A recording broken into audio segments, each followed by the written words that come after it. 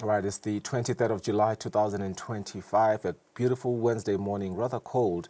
Experienced a couple of showers last night, so we are not shocked to wake up to such low temperatures this morning. My name is Fisongumala. Happy to have you join us on the program today. And yeah, I know. Please don't be confused. Just be happy that you get to enjoy all our presenters and our anchors from Eswatini TV. We had Sani Poengongane yesterday. We had Lungelele last week. We have Kusile today. And this is a face that you are familiar with. Kusile, good morning. Greet the viewers. Good morning to you, Sfiso, and a very good morning to our audience as well. My name is Nosile Sitole, as introduced by my co-host, yes, Sifiso Ngumalo. Very glad to be on the show this morning. How do you feel about the low temperatures starting off the Wednesday? I'm not a morning person. Funny enough, winter's kind of my favorite season. That's interesting. Waking up is really not the best I part. suppose the viewers at home get to appreciate the commitment that you have for your job. You know, you're here in the morning and you're not a morning person. Outside of that, listen, we have a great agenda for the show today. We do have our guests coming up at 6:30 a.m. It is the fight for Africa's most precious resource, and Eswatini, of course, is taking bold action. Today marks the official launch of the Eswatini Water Investment Plan, which is under the African Union's GCF Readiness Project, a sweeping national blueprint to protect, to preserve, as well as future-proof the country's water infrastructure. Now, as the threats of climate change escalate and supply runs thin, this is not just about the conservation, but it's about national survival. So joining us live this morning at 6:30, Mrs. Imelda Makakula is the Chief Water Engineer, and Mr. Begi Gininza, the National Coordinator for GWP at the Ministry of Natural Resources and Energy. We want to break down the scale, the scope, as well as the stakes of this monumental plan. And then at 7:30, a rather shocking headline we woke up to on Monday around suicide, where a police officer took their life, a matter of national tragedy. So we want to get into that conversation. You will remember a senior police officer, both a protector and a pastor, according to the news, was found dead inside a police camp, and the cause is suicide. So it is also the weapon, his service gun. You want to understand that is a matter of urgency. We have to have these conversations because he's not the first one to do that with his own gun. So the setting, want to understand that, a matter of stability. But it is more than just a headline. It is a reckoning. And we're going to have that conversation and ask the question, what does it say about the unspoken crisis that is gripping our institutions? And why are the warning signs still being missed? And how importantly, how long can we ignore the mental toll? Cindy Sobembe, National Focal Point for Mental Health at the Ministry of Health, and a frontline psychiatric nurse, as we confront the real cost of silence at 7:30. Stay tuned for those conversations. And you can also expect our news bulletins today in Eswatini and the news as well at 7, where we can expect news regarding to senators being capacitated on artificial intelligence. Among others, we've also had parliamentarians questioning the Ministry of Health, or the discrepancies at the Ministry of Health with regards to finance and all sorts of things that are sort of not going well within the Ministry of Health. But first, the news after this.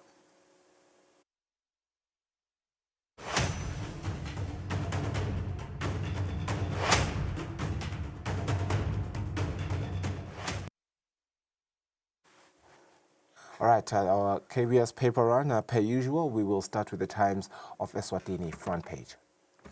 The front page of the Times of Eswatini this morning reports an outcry over digital gate pass in schools. Also, we are seeing a report here that says, a headline rather, that says 30 cows die daily at Sitrogoto Dairy Farm. And there's also a bid to stop firefighters' protests. Yeah, and moving on to the back page of this publication, we have the first hurdle as lenders is in a name change dilemma. This is reports that suggest that Rabbi and Mamkiza are yet to reach the final agreement. This is, of course, alluding to the story around Mbabane Highlanders, who have changed their name to Mbabane Highlanders AMFC. So the addition there is the AM and, of course, the color change. But it seems as though the name change is the dilemma. Moving along in Bube Marathon, less than 1,000 sports remain as we anticipate and we gear up for the country's flagship marathon race. Another story coming out from South Africa, Banyana have been booted out as they lose to Nigeria, the green and white flag, 2-1 in Casablanca. From the international front, Manchester United finally bet Mbumo, or however his name is pronounced. Beg your pardon. Making the front page on Eswatini Observer, Bycash celebrates his birthday through a gift back to the community. And also, statistically, 37 newborn deaths in 2 months. Now, these stats are blamed on staff shortages in Mbabane Government Hospital. And MP says, "Ka health ugasatani." So goes the headline. And also, on the issue of deported inmates, Eswatini might leverage for economic gain. And also, the other headline says, "No army recruitment yet." That is at the Umbuto Eswatini Defence Force. Your dedicated sports feed, the Eswatini Observer, the top story there, trouble looming at Birds as a debt crisis strikes. Some of the salient points there include Bird Sprinter, the bus might be repossessed, while players are to be locked out of training ground. This is a move to kick them out of their clubhouse. Other stories are Iwoga targets Olympic medal within 5 years, and Tobela triumphs in tight Privik Golf Challenge this past weekend, while Wanderers are set to unveil their new technical sponsor, and the Shiselweni-based outfit in Singizini Hotspurs beat SA side Amadukes as they begin their pre-season preparations. Also making headlines on the Eswatini Daily News this morning, it says government is in energy talks with US-based Baker Group. Also another headline you can expect there is that ahead of the upcoming Eswatini Biggest Bride this weekend, we've already seen Khoisans drawing numbers and Mbabane Bus Rank. They have landed to be part of this event. And also, the Human Rights Commission, it is said, should protect culture and respect for human rights. That is according to the Minister of Justice, His Royal Highness Prince Simelane. Sports news, Eswatini Daily. Bull in name change headache. The patrons missed the deadline to incorporate the letters AM ahead of the new season. While in Singizini, ex-Milford FC defender joins that Shiselweni-based outfit. On the international front, the tennis news there, Alcaraz joins list of marquee Canadian Open withdrawals. Well, that's it for our leading top stories this morning across our major newspapers. Nosida, that Khoisan story, is it a thing of nostalgia, do you think? Because we grew up watching the Gods Are Not to Blame. I think that is why we're so excited to see them. Outside of that, there's the language barrier. But perhaps the dance as well is interesting to us. What is it? I've never seen The Gods Are Not to Blame. You're exposing how young you are. You don't know what Kliko? No, sir, I don't. Never heard of The Gods Are Not to Blame? No. I've heard maybe of both Kliko. The Gods Must Be Crazy, my bad. I've never seen that one either. Wow. My bad. Did you read The Gods Are Not to Blame in high school? No. Okay, I'm old. All right. Yesterday I was bragging about how young I am with Ndesa, who exposed his age from the 80s or the 70s, whatever. This morning, I realized that I'm old. You just keep learning. 9 minutes after 6. Let's go for that break. We have our local news in Eswatini with Kusile after the break.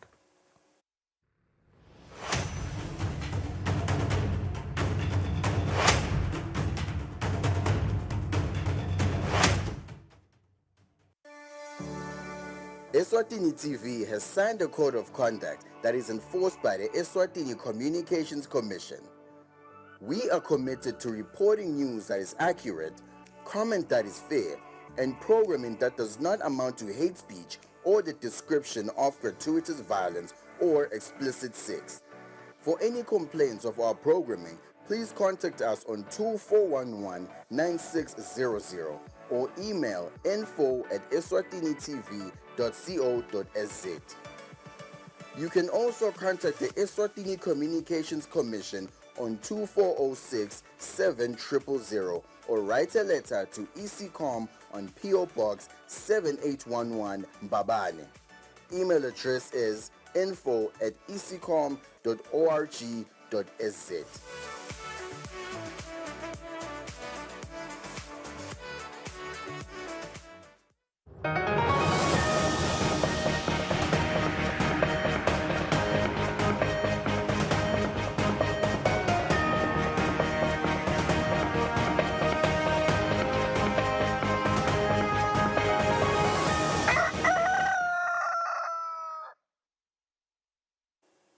Welcome back. Lolu luhlelo Kusile breakfast show nyalo ke sitawungena etindzabeni telisuku tekucala. Hulumende solo uhlela tinhlelo noma ke tindlela letingcono tekucinisekisa ukuthi inkinga yokushoda kwemithi etibhedlela nasemitfolamphilo yakuleli iyacatululeka. Lokhu kusho indvuna yetemafa umhlonishwa neRockenberg nakaphendvula timphunga ngemuva kokuthi imphunga Lizenkosi lapho isekelwe khona imphunga Isaac Magagula iphakamise isishukumiso sekuthi alethe umbiko lotochaza ukuthi imali lephakwele litiko letemphilo ibese ishonaphi uma imithi igcina ingakefiki etigulaneni. Kulesishukumiso sayo, imphunga Lizenkosi ithi kungefiki kwamaphakelo ematiko lahlukene kufaka sandla lesibi ekutheni uhulumende ehluleke kumikisa lusito esiveni ngendlela legculisako. Imphunga ithi eminyakeni lophelile kunemali leyaphasiswa iPhalamende lengu-800 million emalangeni lengatange ikhululwe ukuthi iye etiko letemphilo kuleyo lengu-2.9 billion lebeyingemaphakelo alelitiko. Mengameli wendlu yetimphunga ubese uniketa indlu ukuthi timphunga tifake imibono yato kulesishukumiso. Le mali lengu-800 million yaba inkulu kakhulu kunato tonke timali tawonke ematiko lesele lepota ukuthi ayikarelizwa kubhajethi yalowo mnyaka. Ngiko lokhu sibuyele emuva sendela ukuthi Madam President kulo mnyaka lesikuwo sikhone kwelusa nekubukisisa kwekuthi imali leto lesivele tiphasisiwe ukuthi ematiko atisebentise vele tisebente tifike kuwo ematiko akhona ukusebenza. Kukhulunywa nga-800 million kuleli tiko futhi nangibuka lesikhathi lokukhulunywa ngaso ngilapho bekude ama-equipments lafana ma-dialysis kude ama-x-ray nalokunye and induna isichazele ukuthi imali yekwenteke njani asengasareleaseki. La kuvakala nje esibhedlela kusinyalwe emaphilisi kude lokwana lokwakude phindze futhi nangala kuvakala ukuthi kunemali lebeyinikwe lona lelitiko la health yangasakhoni kufika lesive. Sicela ukuthi namhla mengameli asibikele induna etimali ukuthi ikuphi le mali le ngoba sewuphelile lo mnyaka wayo. If the problems were that bad to be procurement, Madam President, would we have 110 million emalangenis worth of expired drugs? Indvuna yetemafa umhlonishwa neRockenberg iphendvule yathi imali yelitiko letemphilo yakhululwa kodwa leli tiko linetinkinga letinyenti letiphatselene nekutsengwa kwemithi lehulumende yasetama kutilungisa. Indvuna ithi kungako uhulumende njengengcenye yokucatulula letinkinga tekutsengwa nekuhanjiswa kwemithi aseluhlelweni lwekuthi ingungu yemithi yahulumende i-Central Medical Stores iguculwe ibe yinkampani yahulumende letimele. Indvuna ibese yethembisa ukuthi itosebenzisana nendvuna yelitiko letemphilo ekuletheni timphendvulo talesishukumiso ngalamalanga labekwe indlu yetimphunga. Kubika Mbongwa Dube, Smuva Shongwe, Themba Shabangu nasamkelisiwe Khoza Kalobamba. Licembu lemakhoyiseni lelitsabuka eveni leBotswana selifikile kuleli ukuthi awungenela umcimbi we-Biggest Braai walonyaka. Leli cembu lihlangabetwe yindvuna yelitiko letekuvakasha Mhlonishwa Jane Simelane, sihlalo wePhilani Maswati Lupho Dlamini kanye nelibandla lelibuke emagugu elive. Imvuna yethilo livakasho lumcuka ngobe lifundzisa abantfwana ngemvelaphi yelive. Indvuna yelitiko letekuvakasha umhlonishwa Jane Simelane nayemukela letivakashi ivete injabulo yelitiko ngekubambisana kwalamave lamabili ikakhulukati ekushiyelaneni lugwayi kutemasiko. Batawuphuma baye khona eKahoho la kunaleti ndzawo letinengana tema-bushman paintings. Ngeke bakhone kuya kuto tonke tindzawo ngenxa yesikhatsi. Kodvwa-ke batawuya nasetikolweni ukuthi bantfu besikole bababone hoho nje ube nenhlanhla kakhulu, especially inkundla yasenzingeni naSpiki babe nenhlanhla ukuthi batawukhona kwabona ngemehlo. Ngelesihlanu-ke sive naso siyatiswa lokuthi batabe bakhona balapha lapha emsamo wesive, batabe basemantenga lapha batabe batinde khona ngelesihlanu. Labafisa kuta nebantfwana bate babona ngemehlo. Lithuba livulelekile kwekuthi bate babona, kutaba nemigidvo sitabe sishintshiselana ukuthi eMaswati agidza njani nabo bagidza njani, njengoba sibona lokuthi sinebudlelwane lobutsite kutemasiko. Sinetintfo letifananako nabafa emafahlawane natsi siyavunula sigcoke sivunule emafahlawane nabo bavunula ngetikhumba natsi sivunula ngetikhumba. Tintfo letinengi tetfu tiyafanana, sidla tinyamatane nabo bayatidla tinyamatane. Kuphela nje ukuthi tabo bahle batipheka bona emgodzini batipheka ngamaqembe. We are Basara people from CKGR. That's where we originate. We used to live there in CKGR. Lokhulumela leli cembu Nkhumisani Leshetho uthi kumcoka ukuthi emave alabamnyama agcine imvelaphi yawo aphindze atfole indlela yekufundzisa emasiko alamanye emave kude kugcine budlelwane besive lesemnyama. Leli cembu litawuvakashelwa tikolo takaHoho liphindze likhangise buve nemvelaphi yalo emcimbini we-Biggest Braai ngalesihlanu nakufundziswa abafunzi. Lobikako nguSathabile Mamba, Mbabane.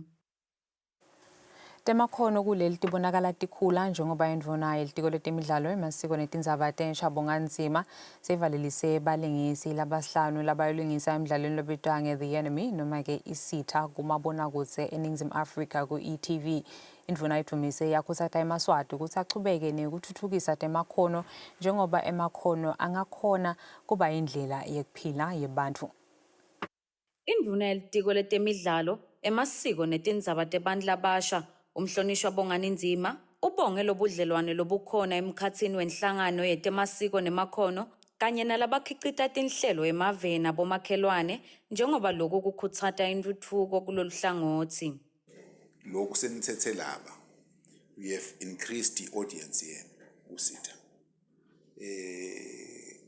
Namhlanje lo sikhuluma la, everyone would want to see ukuthi baphi laba bahamba labangena kusitha sebafuna kubabona nyalo as we speak. Siyakujabulela kakhulu lokho, sichubeke kakhulu sikhutsate nakubo ukuthi eMaswati adwa ngenhlonipho nekutimisela, eMaswati awavilaphi. Sinifisela inhlanhla ke emsebentini yawuhamba niwente ubambeni ngetandla dotimbili.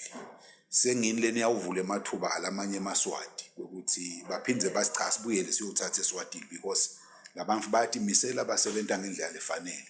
Lo uhamba la uyayimbasada from eSwatini siyanithumela nje thambani yele ifike nisimelele kahle. Producer we-Black Brain Pictures Thandiwe Shabangu uthi bayinkampani bahamba bafuna likhono emaveni lakhelene neSouth Africa. Global exposure, ISITA is #1.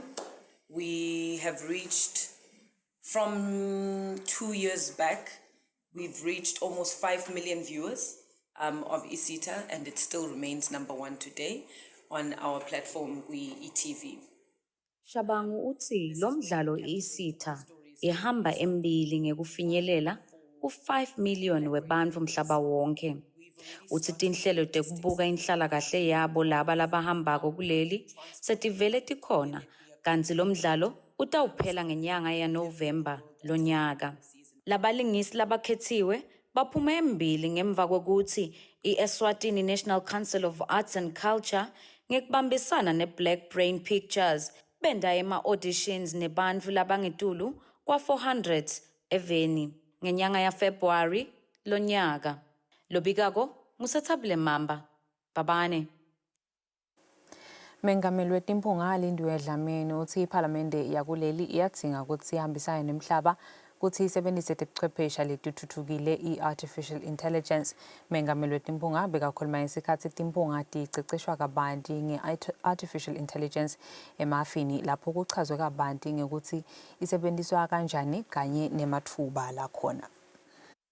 Litiko letekwatisa nekuchumana netebuchwephesha ngendzawo yetekucubungula i-Royal Science and Technology Park licecesha timpunga ngetebuchwephesha lobutfutfukile i-artificial intelligence. Lo mhlangano uvulwe ngalokusemtsetfweni yindvuna yelitiko letekwatisa lebeyimelelwe yindvuna yelitiko letinkhundla umhlonishwa Sikhumbuzo Dlamini lovetile kutsi lakangwane litimisele kutsi lingabi ingcenye yetebuchwephesha kuphela kepha-ke live lihambe embili kuto. Indvuna itsi lokuceceshwa kutawusita kutsi timpunga tikhone kubona ematfuba kanye nebungoti be-AI. Mengameli wetimpunga Lindiwe Dlamini utsi lokucecesheka kuhambisana naloko emakhosi latfume kona iPhalamende. I-AI ke yenta letinto tibe tinhle ngendlela emangalisako. We need to be a parliament that is AI ready. Njengoba ashito direct program director wethu ukuthi vele siya emihlanganweni leminingi and kula siba khona akuhlali kungakhulunywa ngalo AI vele siyakhuluma uthi ungacedza ukukhuluma uhleke wedwana uthi engabe lele ngushito ngiyakwati yini kepha ke nina namhlanje sente sababadzala sesitawukhuluma lesikwatiko mbamba sithi ke siyabonga ngoba ingwenyama yelihlanga yekunele nayivula iPhalamende ishito yathi it's a year of transformation. In fact, AI, is one of those tools that is transforming the world. Sihlalo welikomiti lelibuke kusebenta kwelitiko letekuchumana umntfanenkosi impunga Ngcengce itsi tebuchwephesha tingumgogodla wentfutfuko. AI akhombisa ukuthi yena letikhwepha letangato kungenteka sikhange silahlekelwa imisebenti ngoba utawureplace abantu ngemishina letawukhona kwenta tintfo ezingeni lelisetulu. Sigadzeke ukuthi konke lokho namhlanje ndawo sikhulumisa ngako bese seniyasitshela ukuthi ngoba thina sibuke umthetho maswati asithumetha sitoshaya umthetho nguphi lemithetho lefanele siyishaye nyalo letawuqiniseka ukuthi asikhange maswati agcwele umgwaco umsebenzi uphelile ucedwe ngilomshina lo lesimanga ngoba lento lena isimanga na uthi uyayilalela.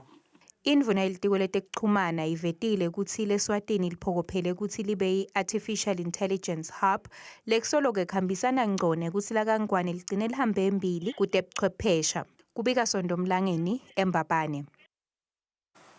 Kulandzela ukuthi inkosi Mswati wesithathu ibulale libandla lelitabuka kuhlonishwa kwamalungelo ebantfu kuleli litiko letemtsetfo libambe umhlangano sikolwa wekuhlomisa emalunga aleli bandla kuti atokhona kusebenta asanelwati loluphelele. Lo mhlangano sikolwa wesekelwe inhlangano yaka-UNDP kanti ubanjwe lesibani Logic Matsapa. Lo mhlangano sikolo yokuhlomisa lamalunga aleli bandla ungenelwe nangolabanelwati lolijulile ngetemalungelo kanye nekuphathwa kwesive labasuka emaveni lafaka ekhathi leKenya neleGhana kanye nenyuvesi yakuleli labatohlephelelana lwati nalamalunga alekhomishana. Phakama Shili longumabhalane waleli khomishana uyachaza. Sitawukhumbula ukuthi ingonyama silo semhlaba kule nyanga yaMeyi ilibekile libandla nalamanye amabandla kusho ukuthi ke lelibandla lamhla ingonyama selibusisile sigaba sekucala ukuthi vele liceceshwe ke noma linikwe lalo lwati loluhambana ukuthi i-commission noma libandla lelifana nalena lisebenta invele kucecesha labo commissioner bethu noma ke lelibandla le-commission ukuthi lati ukuthi kwekucala nje yini lamalungelo kwesibili uma seliwathi lamalungelo uma ke ufuna usebente lisebenta njani yona likulibandla kuyi-commission lisebenzisana njani ne-secretariat noma kusho ukuthi staff liphindze-ke lisebenzisane njani naletinye tinhlangothi letikhona eveni. Because this commission has a critical role to ensure that human rights are respected in this beautiful kingdom. Lo melele emhlabhlangene kuleli Hendrik Franklin uthi inhlangano yakhe iyathokoza ngemgamu losahanjwe live leSwatini kutemalungelo nekuphathwa kwesive njengoba lokhu kushicilelwe nakumthethosisekelo wesive lokungenda ukuthi ligcine lisibonelo lesihle emaveni emhlaba. Imithetho yelive kanye netivumelwano tetinhlangano temhlaba live leSwatini lelatibophelela kuyo kuyingcenye yalokutohlomiswa ngako lamalunga lekhomishana yetemalungelo esive. Kubika Mbongwa Dube naSmova Shongwe kumathapha. Bothishelanhloko bayakhala etikolweni ukuthi akusebenteki uhulumende uyephutha kufaka imali etikolweni. Bothishelanhloko bathi sebagadze kuvalwa kwetikolo ngoba abakhoni nekuchuba noma abakhoni ukuchuba nekusebenta etikolweni ngoba kude timfanelo. Bothishelanhloko bayakhala bathi akusebenteki etikolweni uhulumende uyaphutha kuthumela imali lefanele lefaka ekhatsi yebantfwana bendlungulo yatiwa nge-OVC grant kanjalo-ke neyemfundo yamahhala etikolweni letiphansi leyatiwa nge-free primary education. Mengamela bothishelanhloko Armstrong Dlamini uthi kuvalwa kwetikolo sabakuphusha ngemadvolo kude bakhone nabo kushaya ngumoya njengoba abasakhonike nekubukana etitaladini nalabo labasebentisana nabo labanye lesingase ngama-suppliers. Bantfwana labanengi ngibona labalekelwa nguhulumende. Uhulumende-ke nakhona usengayiveti imali usalungiswa emalist. Litiko lithi lisalungisa e-primary nje bebasaveta lamalist alabantwana. Kusalungiswa nase-high school nakhona kule OVC fund nakhona kusalungiswa emalist. Ukhanze ukuthi kuyasitawana lone type uyamboleka makhelwane ikakhulu nje lama primary ukhanze ukuthi bayacela lama high schools awungiphe i-type ngathola ngiyibuyisele inki ema-master yokukhicita emaphepha ukhanze ukuthi sekuyabolekelwana noma-ke vele kubhukwe kubo supplier. Mabhalanelo omkhulu etiko letemfundo Naniki Mnisi sembutile-ke ukuthi kuya ngani lusito luphute kufika etikolweni kude kufike lapho kungasebenteki khona bakhala bothishelanhloko. Kube netikola letimbalwa lebetide bothishelanhloko. Imali-ke lo mthetho ukubeka ngembaba ukuthi iphuma ngesandla sathishelanhloko. So imali seyivele ifikile. Na ingakafiki ukuthi nje kunema-mistakes kulama claims but nakhona leto tikolo timbili tintsatfu. Litiko-ke lithi lenta konke lokusemandleni ukuthi tinto tibuye esimeni nabothishelanhloko-ke baboletha lawo maphepha lafanele ngesikhatsi. Lobeka ngugiyani Msibi nginalelithi Mhlanga eMbabane. Make wemfundzi wasengololweni lo wayekela esikoleni ngemuva kokuthi ahlaselwe bafundzi kule sikole abamsola yena nalomunye thishela ngekuba nesandla ekungaphumeleleni kwale sikole emidlalweni yebhola. Usola litiko letemfundvo ngekwehluleka kuletha sisombululo kulendzaba. Lo mfundzi wayekela esikoleni ngenyanga yamabasa kulomnyaka losedulo. Lo mfundzi bekafundza form 3 esikoleni sasengololweni esifundzeni saseshiselweni kusukela lo mfundzi ayekela ngenyanga yamabasa kulomnyaka losedulo. Makwa lo mfundzi longisamkelisiwe likhele uthi sawutame emahlandla kukhulumisana lehhovisi lemphatho yetemfundvo esifundzeni saseshiselweni kodwa kude sisombululo kulendzaba. Ngigathe ukuthi bafike bathathe umntwana bamikise ka counseling basuse lapho umntwana bamikise esikolweni ayofunda lapho batomtholela khona isikolo ngoba phela mine bengimtholela isikole engololweni ukuthi afunze khona. Into lengivisa buhlungu kakhulu ukuthi kube sakusenteki lokho bafike bablame mina bathi mina ngihlehlene emntwana ngingayiko ngifundela isikolo. Mabhalanelo omkhulu etiko letemfundo Naniki Mnisi uchaza la kwatiko ngalendzaba yalo mfundzi. Taba-ke litiko liyadenda ukuthi kuletifundvo lashike kuto njengoba kuma-mock exam bese sotfola lisito lesi-9 abhale. Kodwa-ke siyakholwa ukuthi umfundzi utawufaka umfutho akhona ekubhala kahle external noma-ke i-internal but lekhomba i-assessment yekugcina ekupheleni kweminyaka. Lesikutfolile thina nasenta licwaningo kungukuthi akusho ukuthi kumbe kukhona yini kudlala nge-magic lomnyama wase-Afrika budokotela phela kodwa nje-ke sithole ukuthi bantfwana semabhungu akhulakhulile asayabuka emehlweni ageze emehlo abone tinfombi kubangwa nje imfombadanyana lenhle lekhona la esikolweni. Lo mfundisi lokumphatha kabi emoyeni ukuthi sekwakhiwe indzaba lensha yekuthi kungana ayekele esikolweni njengaloku lihhovisi letemfundo eshiselweni selithi uyekele esikolweni ngenxa yokuthi bekadze abanga intombi nalomunye umfundzi. Lo mfundzi uthi akusilo liciniso loku. Into le yabe siyayivela lapho kwavela ukuthi mina bese ngibanga intombi namunye webafana. Ngathi mina hawu ngibanga njani intombi nemuntu munye sengishaya ngithwendwe bani. Nale ntombi lebe siyibanga ngathi abayibite phela intombi ibe khona sitoyibona le ntombi lebe bayibanga ikhulumele nayo kude abasayibita intombi lebe siyibanga. Lo mntalo lo mfundzi uthi noma lo mntwana sekuthiwa akahamba yofunza enhletsheni ukhala ngekuthi sekude lo mntwana latakubhala aka form 3 njengaloku litiko lisendvethe inyawo kusukumela lendzaba yetulu kanti futhi kude ke netindleko tekumikisa lo mfundzi kulesikole sasenhletsheni njengaloku sikhashana lokutawudzinga ukuthi lo mfundzi akhibele noma akacashe kanti litiko linjalo lethembisa ukuthi litamhlangabeta ayinetindlekweni lobikako ngumfortune dlangamandla ngisembabane.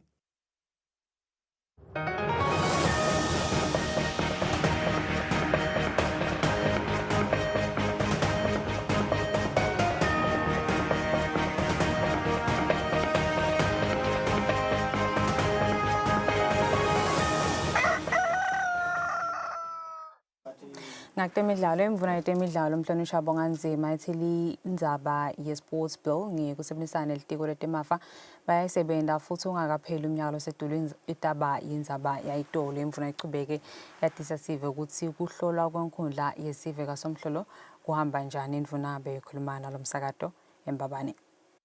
Induna yetemidlalo umhlonishwa bonganzima ithi ngekusebenta ngokukhandla nelitiko letemafa indzaba lebesolo ingakhona kuphenduleka lekuyindzaba ye-sports bill letawusita etindzabeni kusilive ligcine libone kuletinye tinhlangano tetemidlalo tigcina tisebentela ezingeni phecelezi sisafasa lapha nalapha some details ne-ministry yaka finance lesitawungena ephalamende masinyane kungasiko nje khashane sikholwazi vele sesimele kuyawungena ephalamende masinyane.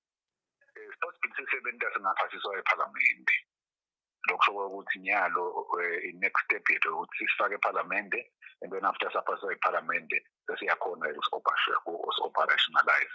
Ngakulokunye indvuna yitsinze indzaba yenkhundla yesive kasomhlolo lapho khona lekatse inhlangano lengamele ibhola kulelivekati isengakaphendvuli ukuthi lo msebenti wekuhlola lenkhundla uhamba njani.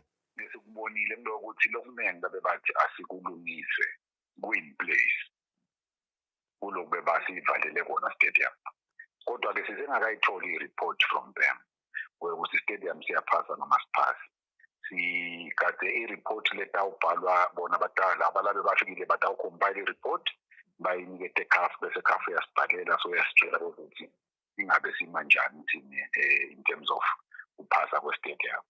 Ngaba ngiloko nje kwathisa emaswakhe ukuthi cha solo sisegade impendulo yakhe CAF ukuthi stadium sitawuma kanjani. Induna-ke iphethe ngekunika live lithemba ukuthi lenkhundla itawugcina ivunyelwa ukuthi isebenziswe. Lobikako nguGiyani Msibingi na Fabrice Msonera eMbabane. Philile Khathwane lowake wadlala umdlalo we-netball kanye ne-volleyball so nencwadzi leyabhalwa nguye lokuyindlela yokukhuthaza abamfula abasha kutemidlalo ikakhulukazi emantfombatane ukuthi nabo bangakhona kuphumelela kutemidlalo la noma ke ligama lalencwadzi lithi Dream It, Do It, You Can. Ngekusho kwakhe Khathwane kwanyalo lencwadzi itholakala kuye. And that's all the Tinzaba I had for you at this hour. We'll have Sifiso coming through with a discussion on the Eswatini Water Investment Project right after this.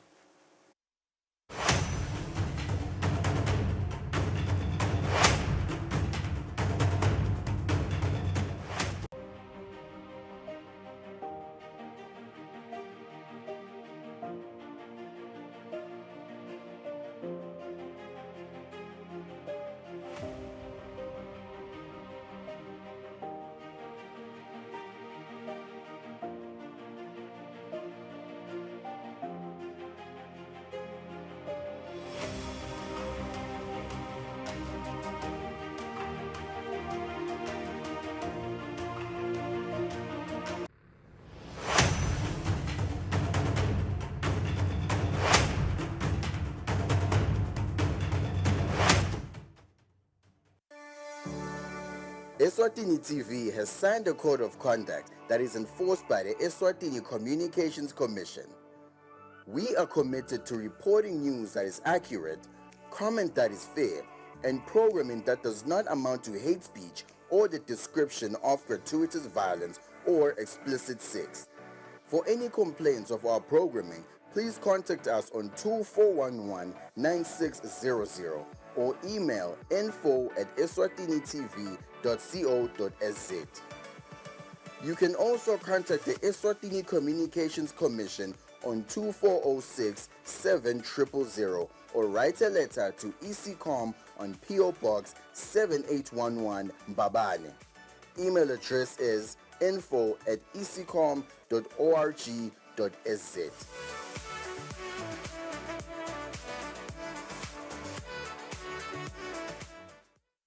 Kude lesinye isikhathi ngaphandle kwalesi.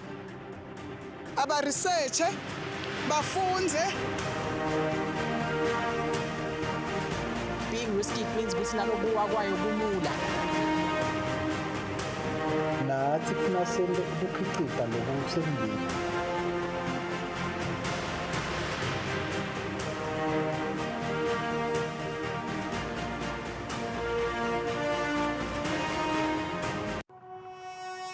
When you choose your adventures, you do so with an open heart and a desire for the unexpected. You embark on journeys to discover new worlds full of wonder.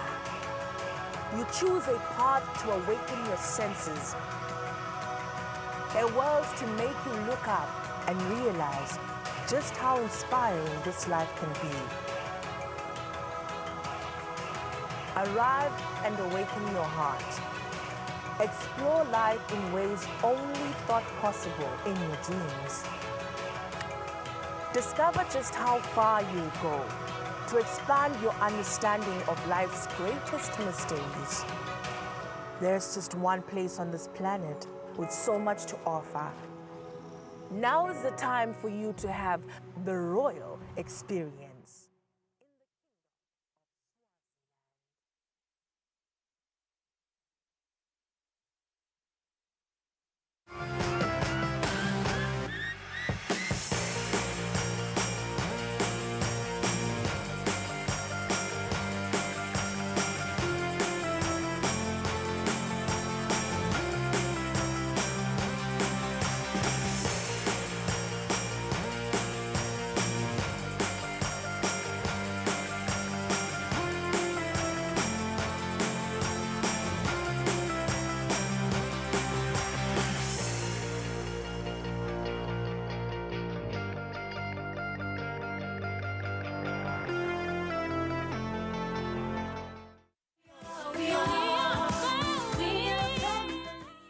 Ngiyobeleka bekunalomnye sisi nje satholana lesibhedlela singadani ukuthi sibelekele umuntu.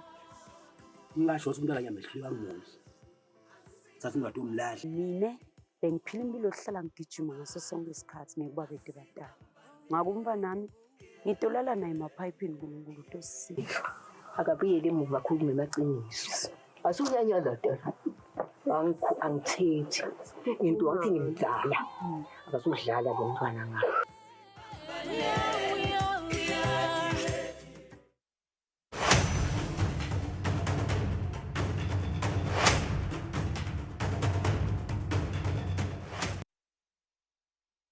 All right, welcome back to the program. It's 38 minutes after 6. We are getting into a very important conversation now around water, which is, of course, the one resource that we cannot afford to lose.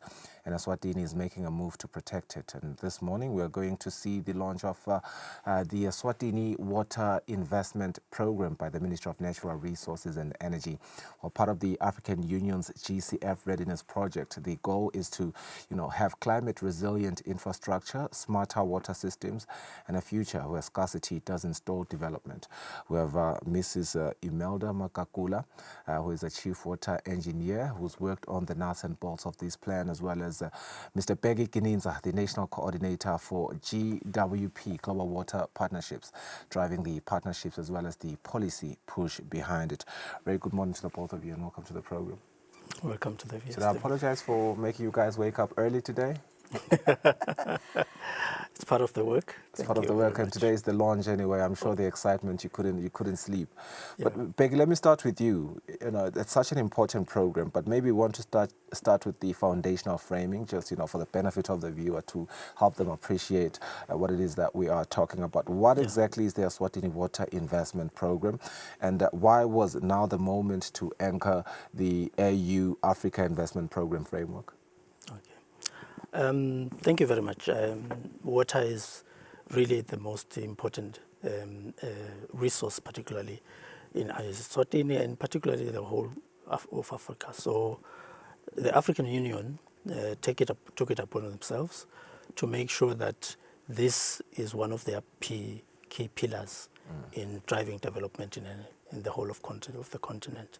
So in doing so, the African Union set up a program called the Africa Investment Program, which will now support countries all over Africa to be able to come up with water security plans and frameworks that will ensure that countries are accelerating their development, not hampered by water, particularly as a very key resource. And what Eswatini has to gain from aligning with this continental initiative is the water security, which of course you're alluding as one of the most important resources of our time. And coming to you, Imelda, when we speak water scarcity in Eswatini, you are the chief engineer. What does the engineering systems tell us?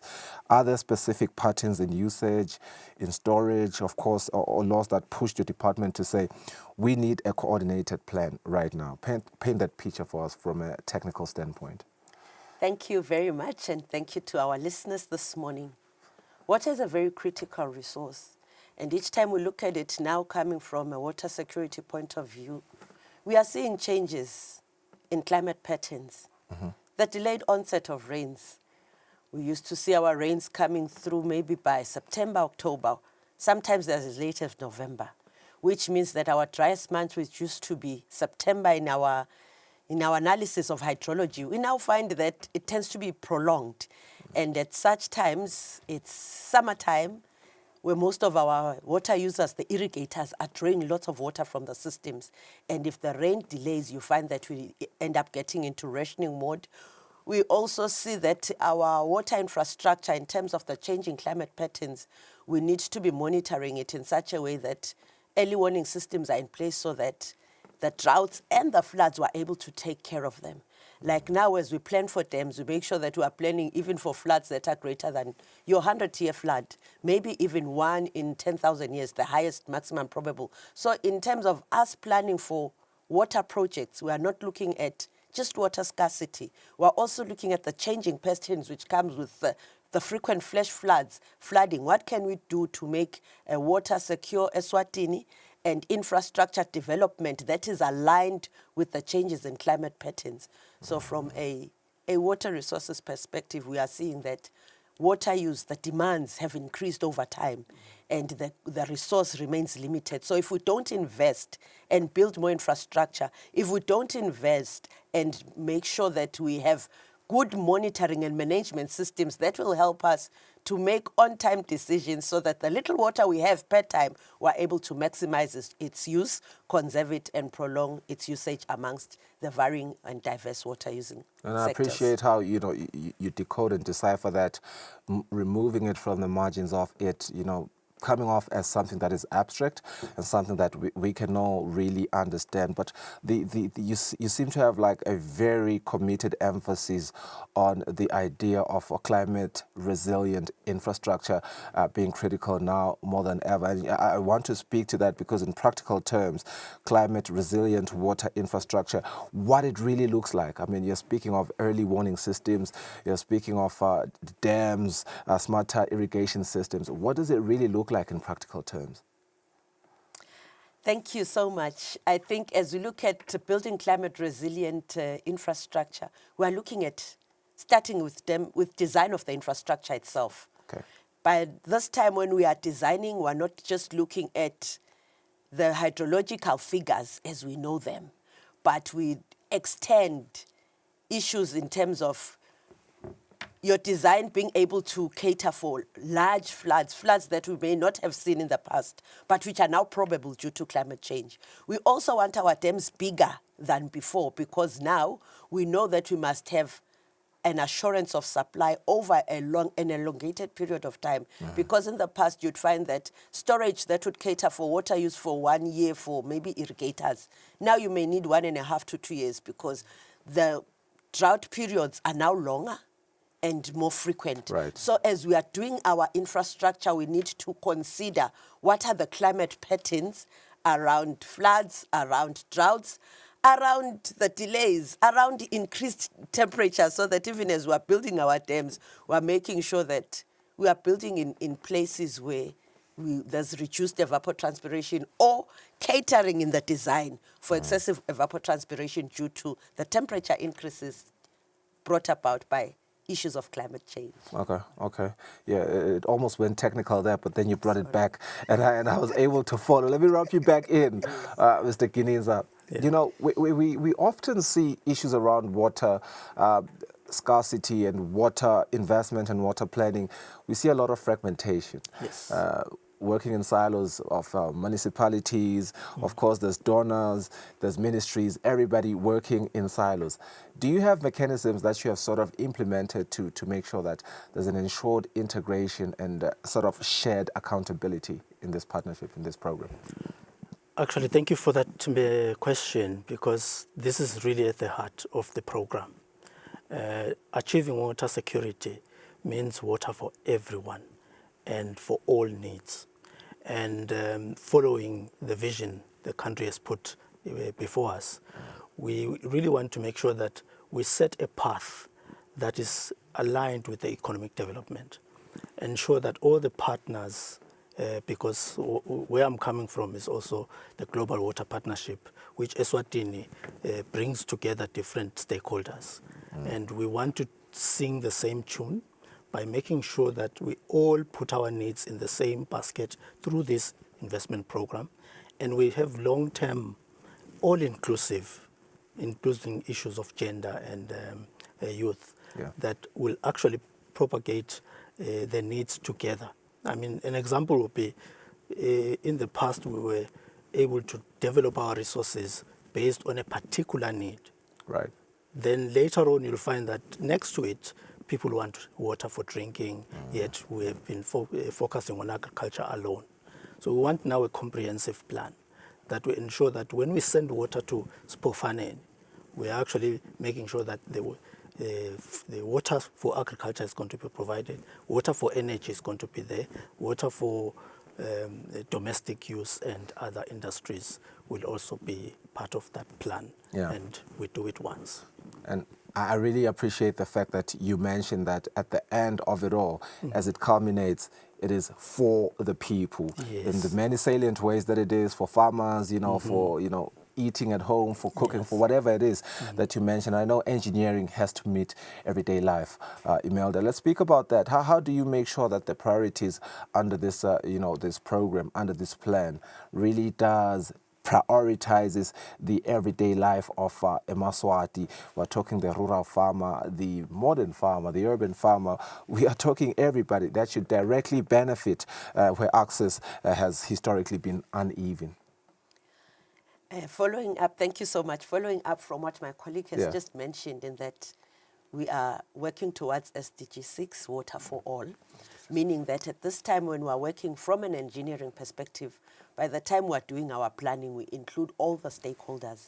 Like in this particular project, by the time we're making the technical team that will be guiding this work, we have ensured that agriculture is there, the Ministry of Tourism is there, the domestic water users are there. This is a platform that ensures that their voice is heard even at a planning level. By the time we have engaged this consultant, we have put off a stakeholder engagement plan that will make sure that there's consultation, which also gives feedback, validation by the different types of stakeholders, so that we ensure that by the time we're getting to this plan, even the sequencing of the project is not done by the department alone, but the sequencing has accountability of everyone, and we've decided together as as the stakeholders that this is the priority project for us, followed by this one, and then lastly this one. And what I also like from the engineering perspective, we also say domestic water in any time, according to international law, takes precedence over all the other uses. So we're making sure that at least for your sustenance, for the livelihoods, that one is the first. In whatever project we're doing, we must ensure that we have water available for that. The other sectors then we are adding alongside now to bring socio-economic development, which we must now agree to say this is the critical part, or these are the sectors that need to be considered, bringing maximum socio-economic benefit from the use of that resource for the benefit now of the country, not necessarily particular individuals or particular companies. Maximum socio-economic. Let's remove the social now and let's look at the economic. And I am not trying to, extend a punchline here, but when we are talking climate risks, there's also, a silver lining in every cloud, right? Let's look at those opportunities that are there, and there's always a drive towards, looking at that silver lining wherever there are risks. So now we have climate risks. What are the opportunities inherent there, particularly in entrepreneurship? Maybe that one really needs us to come together and be innovative, and we believe that this is the time to be able to see things in different perspective. Climate change has actually forced the need for us to come up with better ways of doing what we did in the past. We're talking opportunities to cutting-edge technologies in agriculture so that we save water and use as little as possible. Cutting-edge opportunities in flushing toilets, for instance, so that we don't waste too much water flushing down the toilet. We also are looking at opportunities for energy generation, and which, as we use the water downstream, its flow should be generating energy. And those opportunities are really making us move faster towards a first world. And I suppose that the biggest downstream effect there with the catchment protection, with the local innovation, and everything that you're mentioning really is the jobs that are inherent there. And when you speak innovative jobs, we're speaking mostly our young population in Eswatini, our youth. They will benefit greatly from that. Let's talk policy partnerships and financing, and I want to start with you, Gininza. The launch is only the beginning, but I'm seeing here that you are really committed to turning strategy into delivery that will demand partnerships, and you've alluded to that already. What are some of the alliances, whether we are speaking regional development finance or private sector, are you already mobilizing more from a policy document to shovel-ready projects? Of course, we took a time to look at the landscape as it is now, and we've really pinpoint the different projects that are taking place. The private sector, we believe we want them to be at the forefront, because they will lead in the key elements, mainly innovation and finance. But behind that, we've got our development partners who are ready to assist us where maybe profit may not be made, like a Green Climate Fund, which has actually funded this project. But they will also be partnering with a global environmental program. They will be partnering with other financiers like the AFDP. So the opportunity is really to temper with global financiers, local business, as well as government leverage will really make this a success. Let me give you the honor of giving us our parting shot on this interview. I've been notified that we have less than 2 minutes before we end this interview. What does success look like in, I have 30 seconds, in 10 years, what does success look like in one sentence? Success for us, with particular reference to the AIP Eswatini Water Investment Plan, would be in 10 years' time, at least we would have done another project in terms of water development, infrastructure, maybe the raising of the Hawane Dam. What would success look like for us? Having the blueprint with monitoring, seeing where we have come in terms of access, because SDG 6 is key. We want coverage of all Emaswati. We want to have improved from the current 75, maybe, let's say, to 90%. We may not necessarily hit 100, but there should be vast improvement and even plans to say, how do we reach this 100%? So I think for us, success is having the actions, having the projects already on the ground, finances into the water sector, improved from the government sector, from the public sector, maybe by double or even triple, so that we see water investment within Eswatini. Well, thanks so much to both of you, Imelda Makakula and Beggy Gininza. We are talking the Eswatini Water Investment Program. You've had it all. Let's go for a break. We have our traffic update after the break.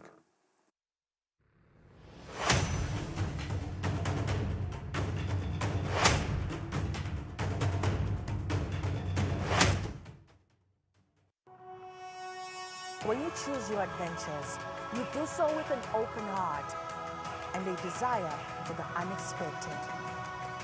You embark on journeys to discover new worlds full of wonder.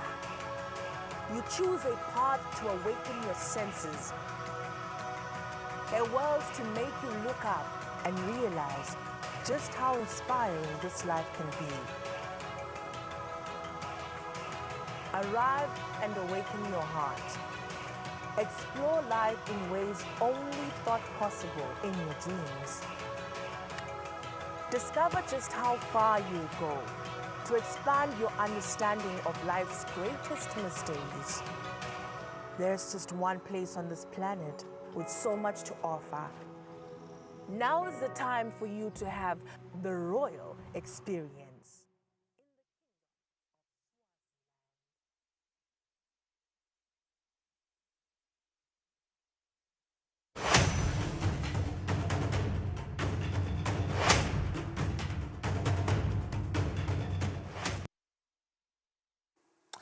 Singakaphumi siye emisebenzini sitawuphuma ngatoti inqola siphindze sihambe khona sema-pedestrian celeni kwemigwaco kumcwayo ukuthi sathi ukuthi siphephe kangakanani titsikabeto khona yini.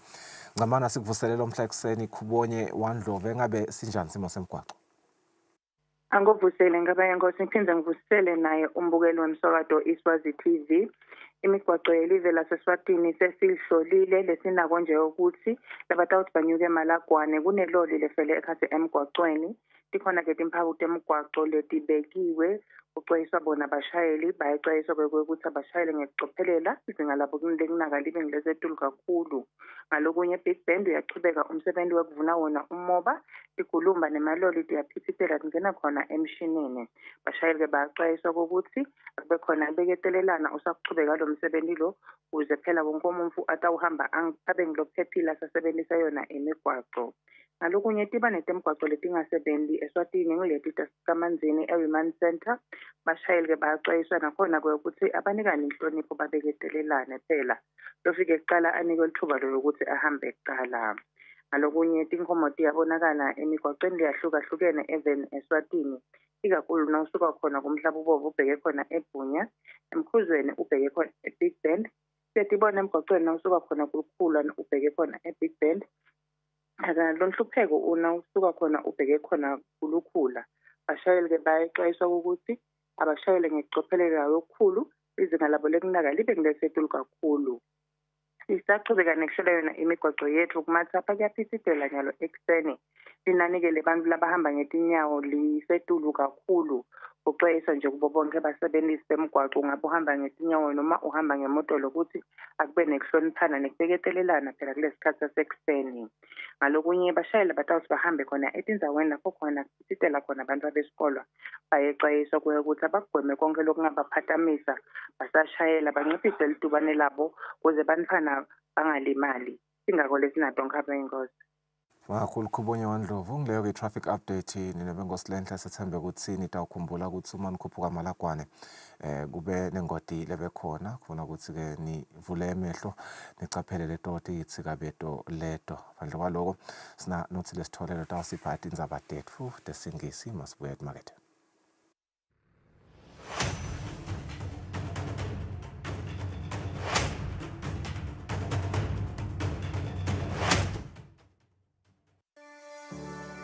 Eswatini TV has signed a code of conduct that is enforced by the Eswatini Communications Commission. We are committed to reporting news that is accurate, comment that is fair, and programming that does not amount to hate speech or the description of gratuitous violence or explicit sex. For any complaints of our programming, please contact us on 2411-9600 or email info@eswatinitv.co.za. You can also contact the Eswatini Communications Commission on 2406-7000 or write a letter to ECCOM on PO Box 7811 Mbabane. Email address is info@ecom.org.sz.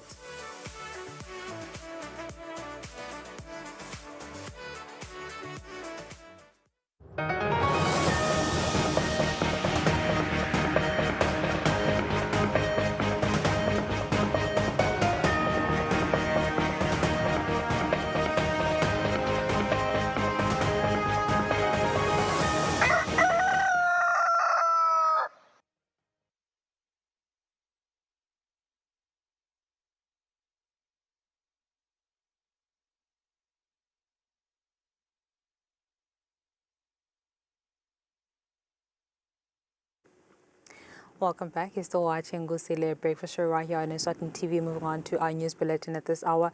Government is still working on sustainable ways to ensure that procurement and distribution of medical drugs to the country's hospitals and clinics is strengthened.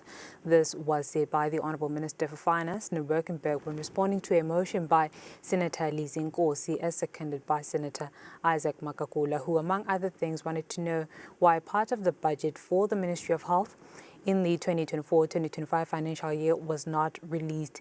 The Honourable Minister for Finance was given 7 days to bring a report to the Senate. In the motion, Senator Nkosi says the non-release of funds to the respective government ministries has a negative implication on government service delivery to the public. She says in the last financial year, 800 million of the 2.9 billion Malangeni approved for the Ministry of Health was not released. The President of Senate, Senator Lindiwe Dlamini, then opened the floor for the senators to make input on the motion. Le mali leng-800 million yaba inkulu kakhulu kunato tonke timali tawonke ematiko lesele. Making their input, the senators wondered why the Ministry of Finance always withholds some funds, yet they had been approved in the budget. They say the Ministry of Health's funds were withheld at a time when a lot of medical supplies, such as dialysis equipment, were needed the most. They demanded that the Honourable Minister for Finance should show them where the money is. The Honourable Minister for Finance, Neil Reichenberg, says the funds in question were released, but the Ministry of Health is engulfed by many challenges in as far as medical drugs is concerned. If the problems were that bad to be procurement, Madam President, would we have 110 million Malangeris worth of expired drugs sitting in a storeroom in the country? Would we need a budget being requested of 30 million Malangeri now to dispose of those drugs? Would we have expired drugs if the problem was the budgets or procurements? So again, at the moment, as a government, we absolutely have done a deep dive into where the problems lie. We sincerely believe that the controls of drugs in the Ministry of Health are not up to scratch, and hence we're putting the CMS transformation so that a separate from government entity controls the drugs from when they are bought up until they land into the hands of a Eswatini in this country. The Honourable Minister for Finance promised to work with his counterpart in the Ministry of Health, Honourable Mtetuzi Mathebula, in compiling the report and submit it to Senate in the stipulated number of days. Reporting, Mbongwa Dube with Samuel Swekhoza, Smuva Shongwe, and Themba Shabangu, Lobamba. The Khoisan tribe from Botswana has landed in the country for this year's edition of the Biggest Braai. The team was welcomed by the Minister of Tourism, Honorable Janice Milane, Chairperson of Philan Maswati, Lutho Dlamini, and alongside the Eswatini National Trust Commission.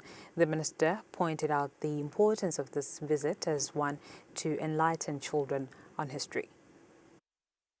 The Minister of Tourism, Honorable Janice Milane, when receiving the guests at the Oshuk border post, Today expressed gratitude to the collaboration which promotes cultural exchange. We very much appreciate the relationship that we have with Philani Maswati. More so that today we are having our visitors coming from all the way from Botswana, coming to visit the country. We wish to invite Maswati, especially those who can afford to come around to meet and to see our visitors, especially children, schools who can afford to bring their children to come and see our visitors live, because we used to read about them, but today we see them live. Speaking on behalf of the team, Nkumisani Lesheto says it's crucial for Africans to share their cultural experiences as this will strengthen Africanism. We are Basara people from CKJR. That's where we originate. We used to live there in CKJR. We live in by hunting and gathering. That's how we earn a living. We wear clothes made out of animals, skins. The team will visit schools, especially those in the Hoho region, and they will also showcase their culture at the Schools Day at the Biggest Braai on Friday. Reporting is Satable Mamba, Babane. The arts industry seems to be growing as the Minister of Sports, Arts and Culture, Honorable Bonganzima, bid farewell to 5 rising stars in the acting fraternity who will be joining a South African TV series, Isita, the Enemy, on ETV. The minister applauded this and encouraged the Maswati to consider arts as an instrument to make a living. Minister of Sports, Arts and Culture, Honorable Bongani Nzima, applauded the collaboration with industries from outside as it promotes growth in the fraternity. We have increased the audience here, Usita. Namhlanje lo sikhuluma la, everyone would want to see ukuthi baphi laba bahamba labangena kusitha sebafuna kubabona nyalo as we speak. Siyakujabulela kakhulu lokho. Sichubeke kakhulu sikhutsade nakubo ukuthi eMaswati adwa ngenhlonipho nekutimisela eMaswati awavilaphi. Nzima says choosing Eswatini actors will increase audience for Isita. Emaswati are known for respect and hard work. Nzima wishes them the best and names them to be ambassadors who will pave the way for upcoming actors. Producer of Black Brain Pictures, Tandiwe Shabangu, says they look for raw talent in neighboring countries. Global exposure, Isita is #1. We have reached, from 2 years back, we've reached almost 5 million viewers of Isita, and it still remains #1 today on our platform, ETV. This is when we captivate our stories for Eswatini, for Black Brain Pictures. We've already started the logistics of how we would transport them, where they'd be accommodated, so that they live in the world until the end of the season. Our season ends on the 30th of November this year. The 5 Emaswati were chosen under the collaboration between the Eswatini National Council of Arts and Culture together with Black Brain Pictures when they conducted auditions in February, where over 400 Emaswati participated. Reporting is Satable Mamba, Babane. Senate President Lindiwe Dlamini says Eswatini Parliament must be AI-ready to match global standards. Dlamini says that there is a need to embrace technology for future-ready governance. Dlamini was speaking during an artificial intelligence training for senators in Babane. The Ministry of Information, Communication and Technology, through the Royal Science and Technology Park, under the Artificial Intelligence Research Initiative, is training senators on artificial intelligence. The workshop was officially opened by the Minister of ICT, represented by the Minister of Tinkhundla, Honorable Skhumbuzo Dlamini. The Minister says that the aim of the workshop is to enhance senators' understanding of the artificial intelligence for personal use and equip them with the knowledge required to engage in informed discussions on the artificial intelligence-related legislation. Senate President Lindiwe Dlamini says that artificial intelligence makes things perfectly. I-AI ke yenza le tinto tibe tinhle ngendlela emangalisakho. We need to be a parliament that is AI ready.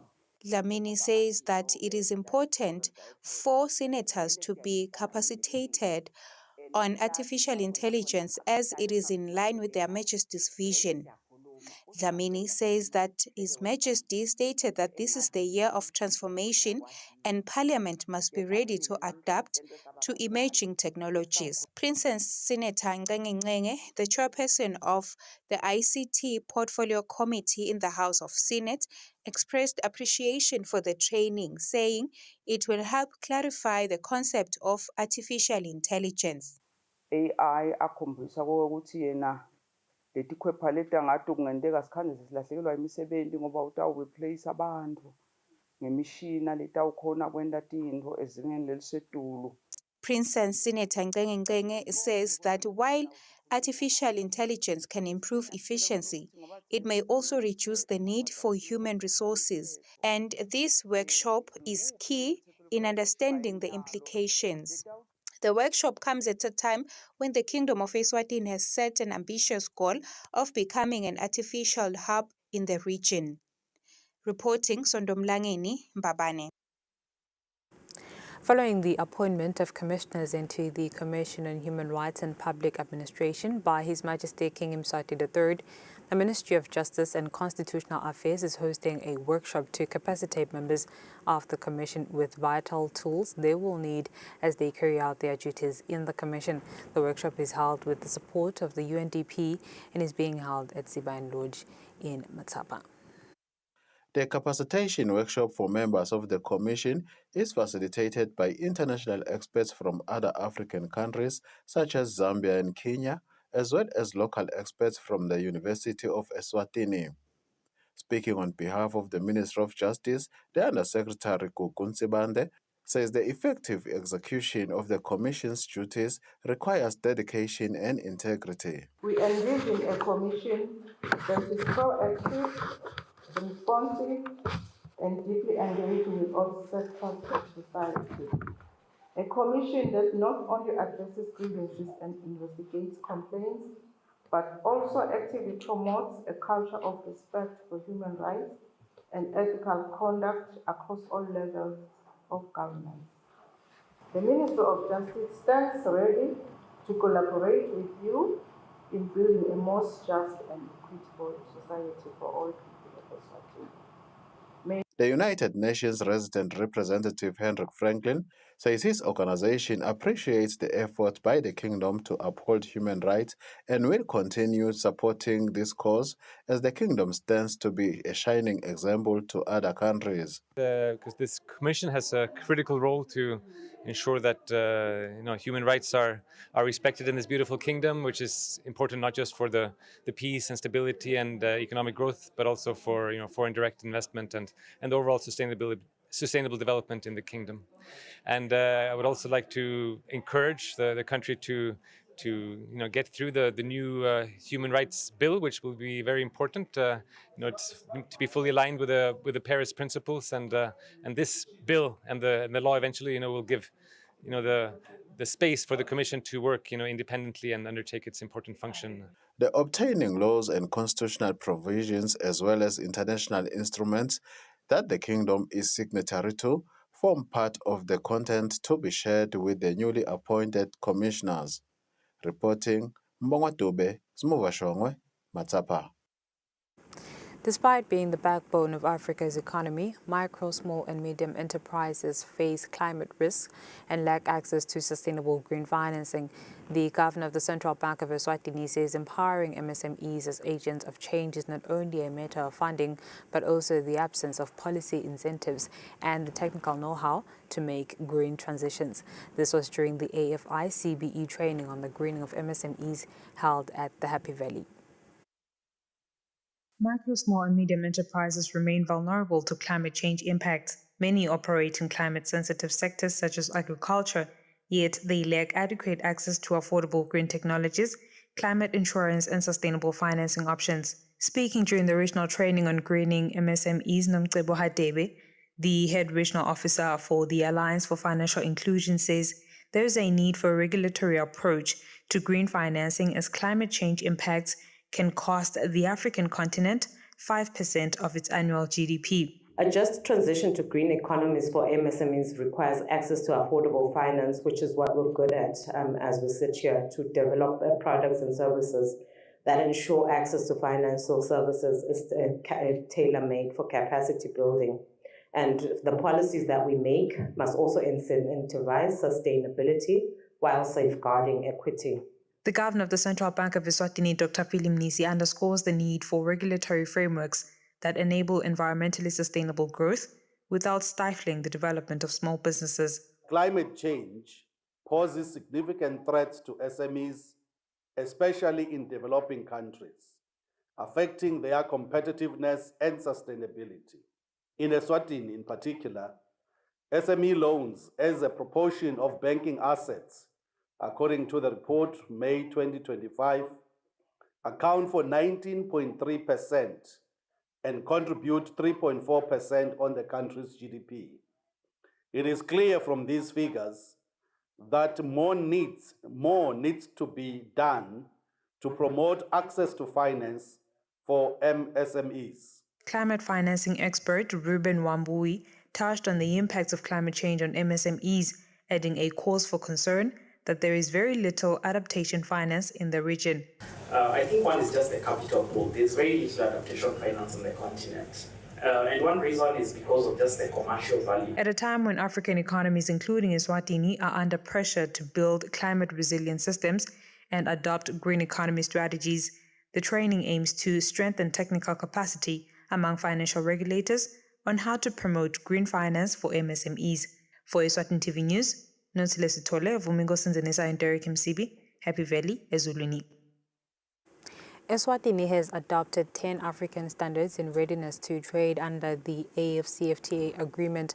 According to the Eswatini Standards Authority Technical Manager Philip Mdawe, some of these standards apply across different agricultural sectors, and there will be initiatives implemented to ensure that SMEs are able to access these standards and are well able to comply. We were able to identify a number of standards which have been adopted by the African Regional Standards Organization, and we are in the process of adopting them as SWASA. I can mention that as we speak, we've got more than 10 standards which we've already adopted under the same program, and we're looking at adopting more in our next work program. We'll be starting on our next work program, which is before the end of this year, which is work program number 17. And we've identified standards on the fisheries. That is the major one we'll be adopting this time around. Others who have adopted standards in food and agriculture, the textiles, the leather industry, and many more, which we'll be presenting on today. The level of readiness differs amongst the players. We've got MSMEs. You'll find that amongst the MSMEs, some of them are ready. Yeah, all they need is to go through the certification process. Once they've got the certification, they will be able to trade with any country in Africa. But also we have those MSMEs which needs to be groomed. They need to be assistance. It could be infrastructure, it could be the implementation of the standards, okay? So we're working together. We've got support from UNDP, where they are assisting us with grooming these MSMEs such that they will be ready in the next, I would say, a few months for certification, and we'll be awarding the certificate once they've been evaluated and found to be complying with the standards. UNESCO students have established a student-led law firm that aims to provide legal representation to students. The founder of the firm, Ngobi Mamba, says they saw the gap as most students rarely understand the language used in law, hence they find themselves expelled. The founder of Mamba Associates, Ngobi Mamba, says most students tend to be disadvantaged because they lack legal knowledge. We saw a gap in the market, and we see a lot of students suffering from lack of legal knowledge, and you find that they find themselves victim to that particular ignorance, and their futures are derailed or outright just destroyed because of that particular know-how. So we then we said to ourselves, it would be remiss of us to watch this happen while we do have the expertise, while we're learning. We obviously are not attorneys yet, we haven't graduated, but we do have that knowledge that any regular layman or student would not particularly have. So for that particular reason, we said, let's open this law firm to assist students in the university as well as in other tertiary institutions. Our primary focus, of course, is UNESCO, but we also are giving legal advice, or offering legal advice and legal opinions to other tertiary institutions in the country, Limkokwing, SANU, you name it, in accordance with their regulations. We will not be contravening any regulation. If we're not allowed to represent a particular student, we will give them the legal advice and they can represent themselves. UNESCO President SRC Zakhele Seyama applauded this initiative as it will contribute to the well-being of students. Lelo firm ithi yona manje seyihamba seyize ifika esigabeni sekwekuthi noma ngabe nyalo akusasho ukuthi ube kweliqala umfundzi une academic pressure unetinkinga lonato mane inkinga awukhona ukuthi ikhulumela, you can reach out kubo bese bona bayakumelela wena kule issue yakho. Seyama says this firm comes with a broader approach to what was being offered by the Law Society and the SRC's office in terms of legal representation of students. The cases of dropouts and suicide have a potential to drop because of this initiative. The University of Eswatini does have a law society which currently helps with legal representations at the institution. The firm also plans on giving legal assistance to other universities in the country. Reporting is Satable Mamba with Sondomlangeni, Babane.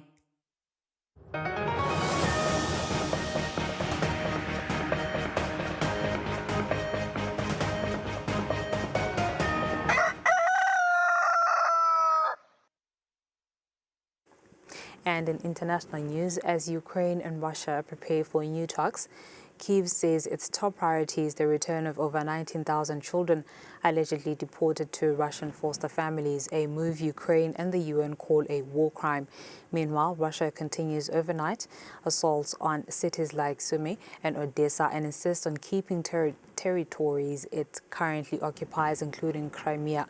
The Kremlin maintains its hardline stance ahead of negotiations, despite Donald Trump issuing a 50-day ultimatum for a deal or fresh U.S. sanctions.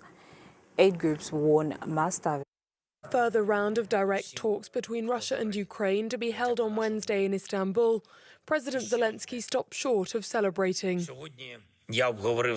I discussed with Rustem Umerov preparations for a prisoner exchange and another meeting in Turkey with the Russian side. Umerov reported that the meeting is planned for Wednesday, adding that the first agenda item for the Ukrainian side will be the return of, quote, abducted children now living in Russia. According to Moscow, they were evacuated and relocated from a war zone for their own safety, while for Kyiv and the United Nations, they were deported by force from their home country, a war crime. Ukrainian authorities have already secured some returns, but put the actual number of children taken over 19,000. But the spectre of pursuing negotiations did nothing to temper yet another overnight assault on eastern Ukrainian cities. In the early hours of Tuesday morning, Russian drones and glide bombs came down on Sumy, Odessa and Kramatorsk. While, as the war grinds on along the front line, Russia claimed to have taken control of another Ukrainian village. Russia is thought to have seized around 20% of Ukrainian territory and have been pushing for a settlement under which Kyiv would relinquish all claim to these regions, including Crimea, which they annexed in 2014, as well as any future prospect of joining NATO. Ahead of talks, the Kremlin confirmed on Tuesday that their position is unchanged. We can't expect any miraculous breakthroughs. That would hardly be possible in the current situation. We intend to pursue our interests, we intend to ensure our interests, and fulfill the tasks that we set for ourselves from the very beginning. But Moscow is under some pressure as Donald Trump gave them a 50-day ultimatum last week to reach an agreement or face new sanctions. Over 108 groups warned on Wednesday of mass starvation spreading in Gaza, with their staff severely impacted by shortages. Israel faces growing global pressure over the enclave's dire humanitarian crisis, where over 2 million people have endured 21 months of war. Another drop of aid trickles into the Gaza Strip as starving Palestinians try to get a hold of supplies. I can't stand. Look at my hands shaking, my son crying, telling me, Dad, I want to eat. He hasn't eaten in 3 days. I haven't eaten in 5. Health authorities too have reported scores of dead due to food shortages in recent days. Famine and starvation are now hitting the Gaza Strip hard. The most fragile category of people who are suffering from malnutrition are children, patients, and elderly people. Israel eased a 2.5-month blockade in May, allowing in a trickle of aid, but far below the 600 trucks a day the United Nations estimates are needed to support Gaza's 2 million-strong population. And now even aid agencies say they've nothing left to give, with their own staff beginning to starve. Our last food parcel, our last relief items have been distributed. There is nothing left. We're not used to a government supported by Western capitals systematically starving entire populations.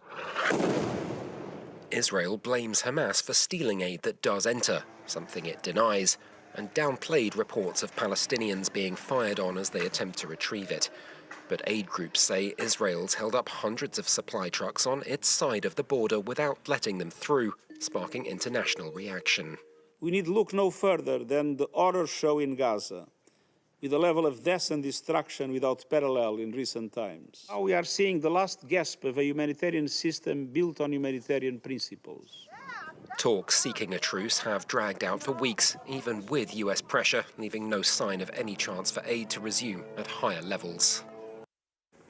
Tehran on Monday blamed European powers for the failure of the 2015 nuclear deal, accusing them of breaking commitments ahead of renewed talks in Istanbul with Britain, France and Germany. The 2015 agreement, reached between Iran and the UN Security Council permanent members, Britain, China, France, Russia and the United States plus Germany, imposed curbs on Iran's nuclear program in exchange for sanctions relief. Announcing a new round of nuclear talks with 3 European powers, Tehran made it clear it would not be a friendly chat. The Foreign Ministry spokesperson told reporters that the Europeans were to blame for the failing of the 2015 nuclear pact and vowed to seek answers over their reaction to Israeli strikes on Iran last month. The European parties have been at fault, both due to negligence and failure to fulfill their obligations under the JCPOA. Worse still, following the military aggression by the Zionist regime, not only did they refrain from condemning the act, but through certain statements, they effectively attempted to justify the aggression. Under the 2015 Joint Comprehensive Plan of Action, Iran agreed to limit its nuclear program in exchange for an easing of sanctions. But that unraveled in 2018 when the United States withdrew and began to reimpose certain penalties. According to the UN's nuclear watchdog, Iran is the only non-nuclear armed country currently enriching uranium to 60%. To make a nuclear weapon, 90% enrichment is required. In recent weeks, the UK, Germany and France, known as the E3, have threatened to trigger the UN snapback mechanism to reimpose international sanctions on Tehran, accusing it of breaching its commitments. The talks to be held in Istanbul this Friday will be the first since a ceasefire following a 12-day war waged by Israel against Iran in June, which also saw the United States strike nuclear-related facilities. In the meantime, Iran is set to host Chinese and Russian representatives for nuclear talks on Tuesday. Former Brazilian President Jair Bolsonaro is facing trial for allegedly plotting a coup to overturn the 2022 election alongside 33 others. He's under strict court orders, including an ankle monitor, curfew and social media ban, and risks arrest after appearing in public and speaking to the press. Surrounded by a crowd of journalists, Jair Bolsonaro flashed the electronic ankle bracelet he has been ordered to wear by Brazil's Supreme Court. I'm an innocent person. What they're doing to the former president of the republic is cowardly. We are going to face everyone. What matters to me is the law of God. Involved in a criminal case in which he is accused of planning a coup, the former Brazilian president was instructed to wear the device and banned from using social media last week. This over allegations that he sought the interference of Donald Trump, who imposed 50% tariffs on Brazil, citing a witch hunt against Bolsonaro. On Monday, a Supreme Court judge summoned Bolsonaro's lawyers, demanding them to explain his alleged non-compliance with orders limiting his use of social media. Members of his party have slammed the restriction. We want to guarantee that former President Bolsonaro will be more present than ever within legal spaces. Still granted, even with censorship, we will seek all communication strategies to continue giving him a voice. And if he is prevented from having a voice on social media, we will speak for him. Bolsonaro's lawyers were given 24 hours to put forward an explanation. The judge has threatened to arrest him if they fail to justify his behaviour. The former president has scrapped an interview with a local news outlet that would have been published with YouTube on Monday. Harvard University challenged the U.S. government in federal court on Monday over its decision to withhold $2.6 billion in funding. The Trump administration has imposed sanctions on the elite school for months, accusing it of fostering liberalism and anti-Semitism while pushing stricter oversight of the Ivy League institutions. Speak truth to power was among the slogans splashed across placards at this rally outside a Boston courthouse, where hearings in Harvard's case against the Trump administration kicked off on Monday. Among the crowd were Harvard alumni, incensed by the White House's sanctions on the Ivy League school. What they are doing is impacting our ability to learn, to think, to voice, to act, and to teach and research in a way that is away from political interference. So they're saying that we can basically interfere whenever we feel like it without regard for the Constitution or federal laws and the procedures that are under them. The Trump administration has frozen $2.6 billion in federal grants, demanding a string of changes to Harvard, which it views as a hotbed of anti-Semitism. On Monday, a lawyer for the university argued that the cuts, if not reversed, could result in the loss of vital research, hindered careers, and the shuttering of labs. The judge presiding over the case, meanwhile, stated that the White House had provided no documentation or procedure to determine whether Harvard administrators have taken sufficient action to fight anti-Semitism. Following the hearing, Trump took to social media to attack her. The Harvard case was just tried in Massachusetts before an Obama-appointed judge. She is a total disaster, which I say even before hearing her ruling. How did this Trump-hating judge get these cases? When she rules against us, we will immediately appeal and win. A written ruling is expected in the coming weeks. The case is being closely watched by other Ivy League universities, which have also come under pressure from the White House. Earlier this year, Columbia University bent to several administration demands, including reviewing admissions policies, after the government threatened to pull $400 million in funding.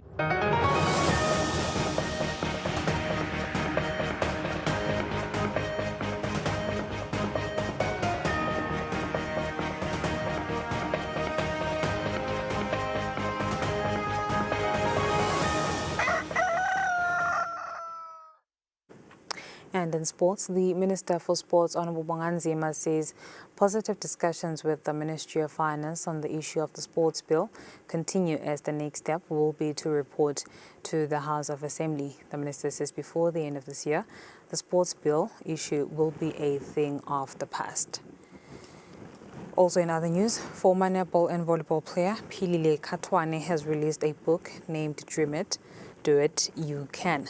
The book has a message that encourages youngsters to excel in sports, especially young girls who believe it is hard to achieve anything positive in sport. According to Katwane, at the moment, those who want the book can only get it from her. And that's all for now. Coming up is a conversation with the Ministry of Health's Mental Health Focal Person, Sendizo Bembe. Stay tuned.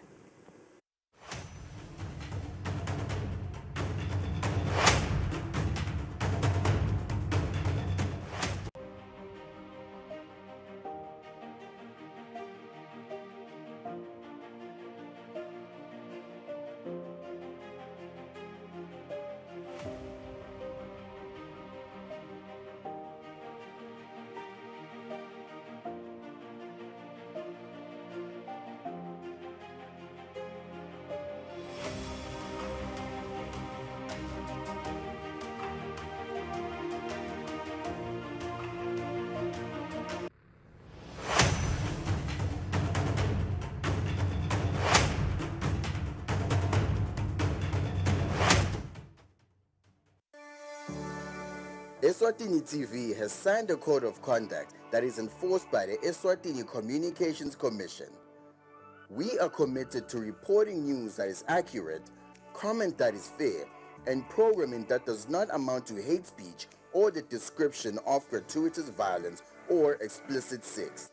For any complaints of our programming, please contact us on 2411-9600 or email info@eswatinitv.co.za.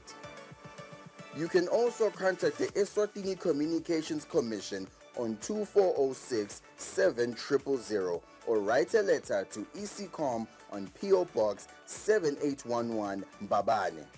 Email address is info@ecom.org.sz.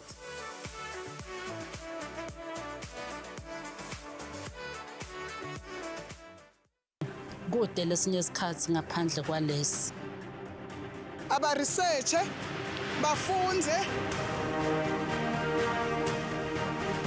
Being risky means ukuthi nalokuwa kwayo kulula. Nathi kufuna sente ukukhiqiza lokusembili.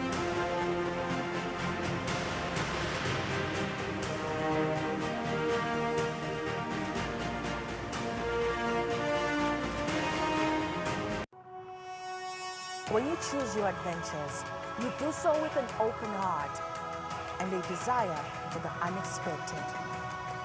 You embark on journeys to discover new worlds, full of wonder.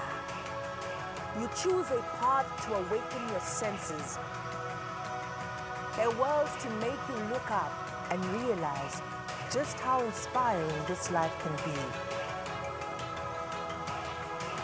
Arrive and awaken your heart. Explore life in ways only thought possible in your dreams.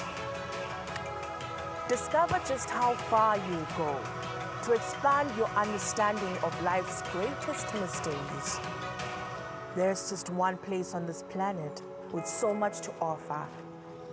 Now is the time for you to have the royal experience.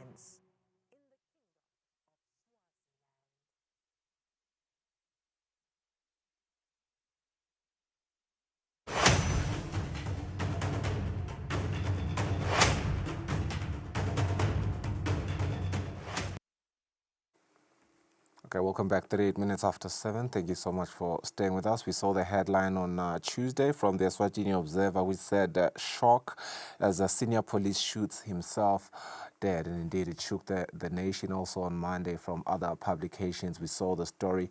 It covered a senior police officer who was both a protector as well as a pastor who was found dead by suicide. The scene was a police camp and his weapon was his service gun.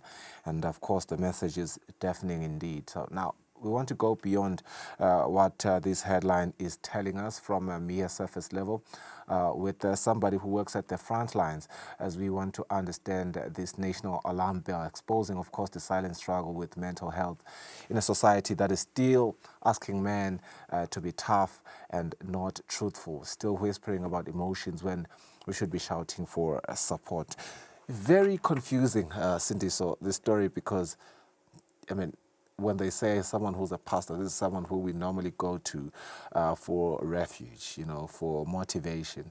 And it's easy to assume people like this are self-motivated because they get that motivation from the source and then they convey it over to us. So as we see this headline, what does it scream to you? You know, it has jolted the country. From a vantage point, would you say suicide rates are truly rising, or it's just another headline from something that is there?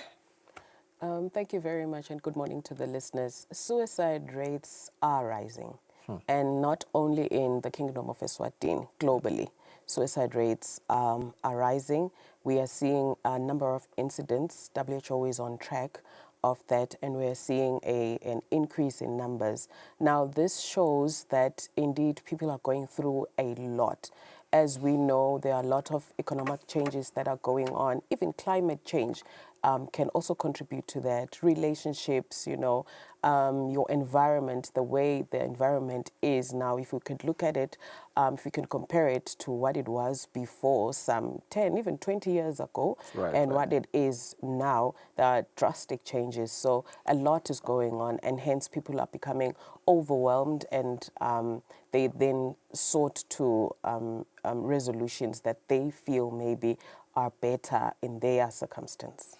Are we responding after the breakdown? Are we proactive enough? Because, you know, like I highlighted, premising our conversation, this is a pastor, this is a community leader, someone who would otherwise consider, you know, we expect them to be unshakable. And, you know, they were shook, so much so they took their own life. Yeah, our systems, you know, in disaster management, they call it early warning systems. Do you have such? We do. I would say we do, but however, things then get way ahead of us while we're trying to put ourselves together, not only as a system, as you said, as people that are responding or as people that need to be proactive, but we also get overwhelmed as individuals. So a lot is going on, and then when you're trying to set this, you know, in order, you try to put your ducks in order, then another thing emerges. So a lot then goes on, and you then get overwhelmed. So there's, as much as we want to get a grasp of what is happening and align, you know, our lives to what is going on and be in power with whatever is going on, but it just gets way ahead of us. Yeah, are there institutional blind spots? And what I mean by that is you look at these institutions that we are looking at, army bases, you look at a police camp, there's also schools, because we've seen a rise of suicide rates, particularly in universities. I'm not too sure very much so in high schools and primary schools, but these are places that are normally built on order and discipline. Are there blind spots there? Because we are seeing these things culminate there. Definitely, there definitely will be, because the discipline that you're talking about is more external. So it's rules that have been placed there. This is how you're supposed to act. This is how you're supposed to move around this area. This is how you're supposed to carry yourself. So somebody is conforming to rules that have been placed at that particular environment. However, when we're talking about an individual, we're talking more than the external factors being the rules that are placed in order in that environment. This person has a spiritual aspect. This person has the cognitive aspect, the way that person thinks. This person has their emotional aspect, how they regulate their feelings, how they take, how they perceive things that are happening to them. So it is beyond the external, plus the physical. That's the external that you're talking about. So all these then come to play, and they must be in order to fulfill the cycle for you to be labeled. Maybe you are mentally well, your well-being is okay and you're doing fine. All of these things have to be in order, including finances. So we can't extract one thing, which is the environment, to say, yeah, but you are this person, you're a leader, or you're a mother, or you're a father, you are supposed to portray this. Yes, that's my role. However, I'm more than that. I'm more than the sum of that. As we ask people to show up every day in these environments, you know, put up their uniform and do what is obviously outlined in their contracts or whatever, you are proposing that it is not enough that the institutions are trained, so to speak, and they have people from, you know, your area of expertise stationed in those environments, providing the necessary help that they are supposed to provide. But it is also a big responsibility for the institutions to provide that welfare themselves in terms of salaries, in terms of other things. That what you're proposing? Yes, most definitely. We wish that the picture would be like that. The institutions that we work in, they should provide all of these things that you have listed. However, it also goes again. These institutions are providing to certain individuals that have been placed in this area. And it is up to us as those individuals to then acknowledge, perceive, and absorb and use those services that have been provided for us.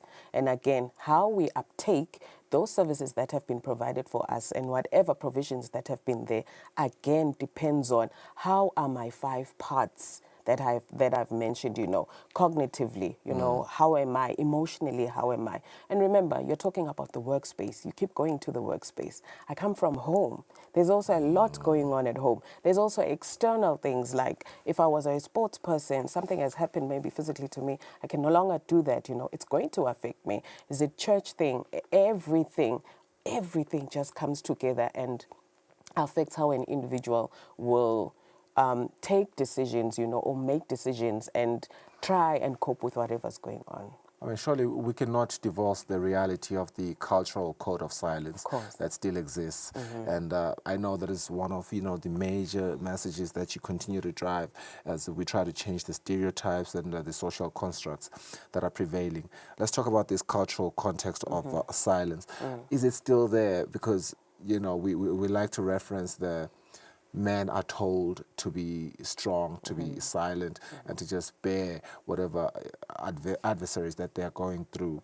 Are we seeing, when you really look at the numbers and you drill into the lens of the demographics of it, are men taking their lives more than women? Oh, yes. Men are taking their lives more than women, and it's a global picture everywhere, and the numbers are really drastic. They're significantly drastic because, again, as you're saying, culture. And when you're saying culture, I know everybody is thinking about Eswatini. Now, if it's a global picture, that means it's across the world. You know, the numbers are really significant. However, I think because of the masculinity that comes with men, being the pressure and the societal expectations in that you're a man, you're a leader, you should bear it, you should bear and grin it, you shouldn't talk about it, you shouldn't show your emotions, you know, those perspectives are cut across globally. However, what we are seeing is that the more we talk about issues of mental health, issues of emotions, and we normalize it and make people realize that, after all, they are human beings and they are going, you know, through things, and they are human beings experiencing life.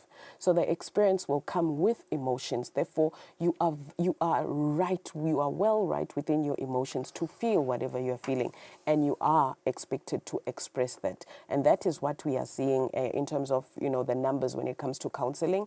We are now seeing a rise in gentlemen that are coming for counseling, and across age groups. You will find a 79-year-old coming in for counseling, of whom we would think this is supposed to be somebody now that knows everything.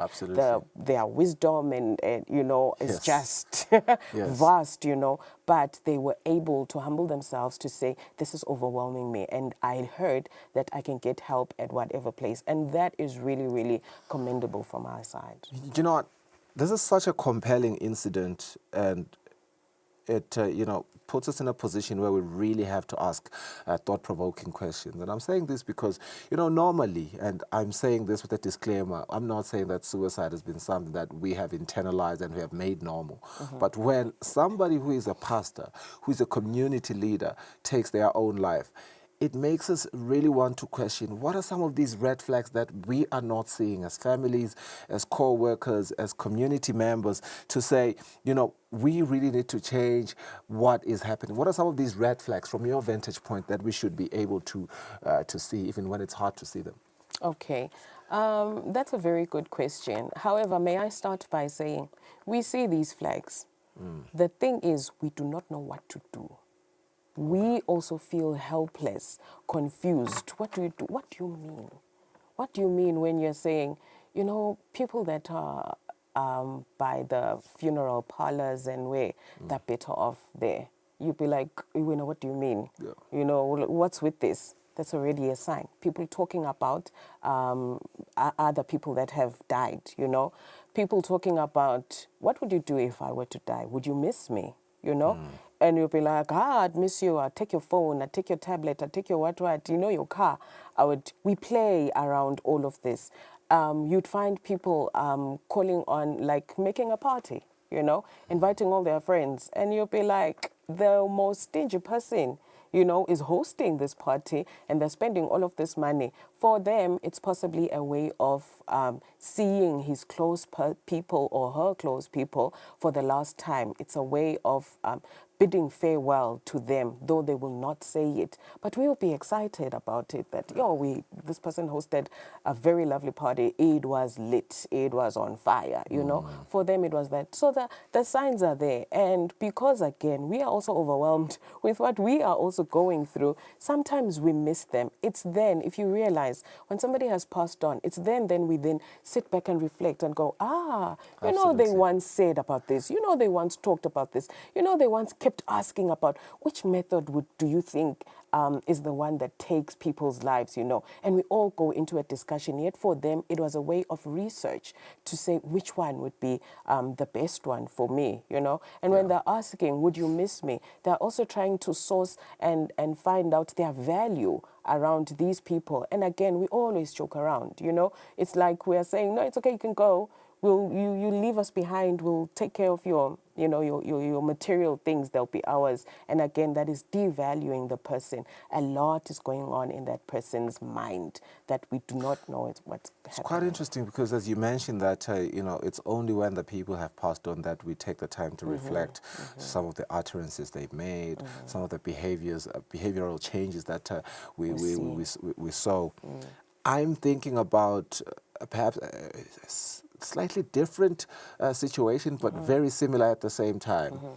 In South Africa, we saw celebrities like Ricky Rick, Mercado, who took his life. We saw Double HP, and it's easy to, you know, to relate to these people because they are celebrities at the end of the day. This community of podcasts.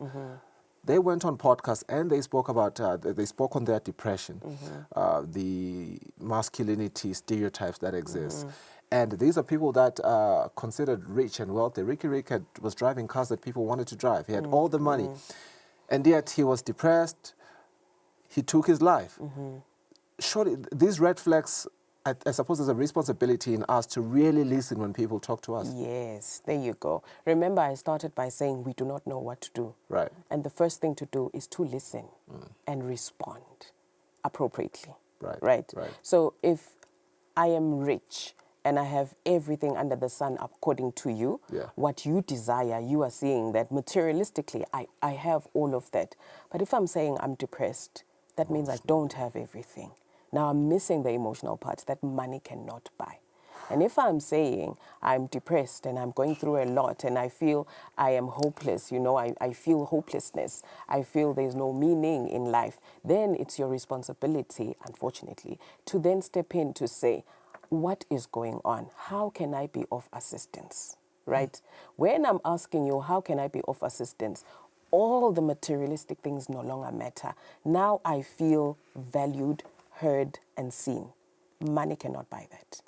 Then when I start talking, right, and you go with me and and you help me process my emotions to say I'm depressed because, you know, there's just high pressure.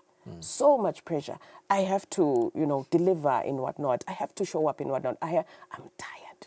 I am spent, you know. And you can go, you know, it's okay. It's okay to take a break. I'll be there for you. Whatever you need to do, however you feel will make you feel better, I will support you. I will walk with you through the journey. But I need you to guide me in what you want to do. You have my support. Not a cent is spent. Let me tell you what my biggest fear is, particularly from this headline alone, is that this has been a public servant and they have died by suicide. What kind of message that it sends to others who are quietly suffering in silence. It could be in the same field, it could be in a different field, but a public servant, and they are seeing that, you know, and their immediate answer to their suffering is always, let me take my own life.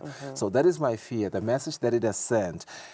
But most importantly, it raises the question, how should leadership then respond? And by leadership, I'm bringing you guys in as well because you're at the front lines, but their leadership as well.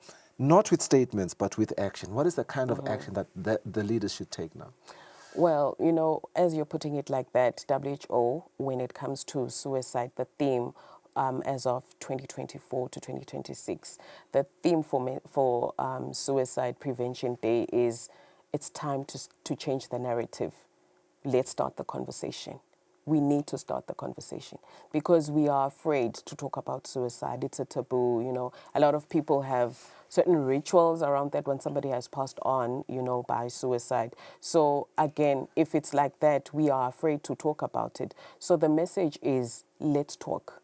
We are all talking. The one that is going through a lot also, it's let them be encouraged to talk. And the one that is being spoken to, may they also be comfortable to change the narrative, to start the conversation, to have that conversation, to be okay with that, oh, this is an uncomfortable conversation, but there's a call to start the conversation and we talk about it. It's all about talking. I like this, as a parting word to our conversation, I'm looking at this invitation from your ministry, the Ministry of Health. It says invitation to a suicide prevention stakeholders meeting. I love this call to action. Suicide is a growing concern in Eswatini, particularly among our youth. It does, you know, highlight the data that we are currently seeing in Eswatini. But it says the Ministry of Health is reaching out to inform everyone that we have been identified as an important stakeholder, right, in the development and implementation of the suicide prevention plan for Eswatini. I know we're speaking to something that is yet to happen, but how important is this step of being proactive? Extremely important. Actually, these are ongoing meetings. They have, I think we started to have conversations around it around February or so. So what we are doing is we're calling all stakeholders, the media, agriculture, you know, public service, the church forums, schools, everybody to say, let us make this our story. This one. Let us all come together and see how then we can be proactive as per your initial question. How can we be proactive to prevent the suicide? Because it's not only a health issue, it affects everybody. When it comes to media, how are you reporting it, you know? And if you're reporting it by saying, this is what happened to somebody and this is what they did, it is not okay because it is alerting the other person. Remember I said a suicidal person also researches. So in the paper, in the media, it is flagged that this is how the person ended their lives. You have just contributed in ending somebody's life. So we want everybody to come together. We see what we can do to help the nation. We really need to come together. It can't be a health issue. Everybody should play part. And again, like we said, we are all individuals working in these different institutions, so we must do something to help each and every individual. We really have to be kind and we have to understand the sensitivity of such a conversation. I'm learning that how we frame the conversation is important. Let's go for that break. Me and Nosile have to wrap up the show in a second.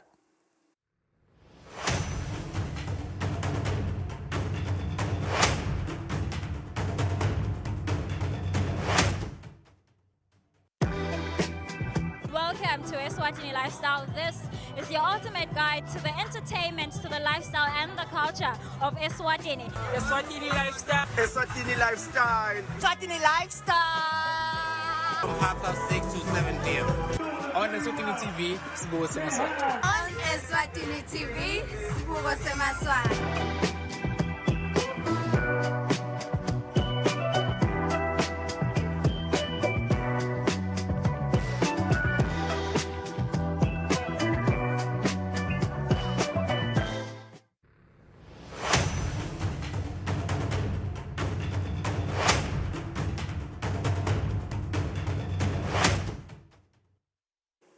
just a minute before 8. What an insightful episode today. Not see there. I must say, Swiso, I enjoyed your conversation with Cindy. So she mentioned how mental health is not just an issue for one person, but for everybody. And taking from the headline that this was a pastor, you'd expect they'd have some sort of spiritual direction and a way to handle things, but unfortunately this was the case. This was It's not really the case, unfortunate rather. indeed, but what's comforting is that the Ministry of Health is very proactive in making sure that this becomes an issue of yesterday as we continue to progress as a society, and it's calling upon all of us to really participate and to really sensitize ourselves into how we continue to remedy this prevailing situation on the ground. Until the next edition, thank you very much for tuning in. This was Kusile Breakfast Show. Have a great one. See you tomorrow.